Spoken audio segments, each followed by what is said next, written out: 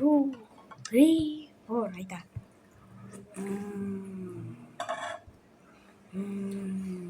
¿No han ido a la alberca, chico? ¿Qué? ¿No?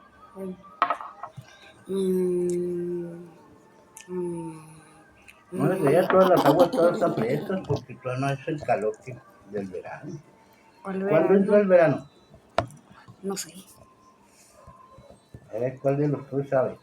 ¿De los 4? A las 4.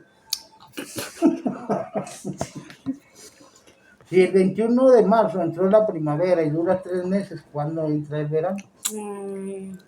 A las 11:30. Junio. Enero, febrero, marzo. Junio 21. Y a los 3 meses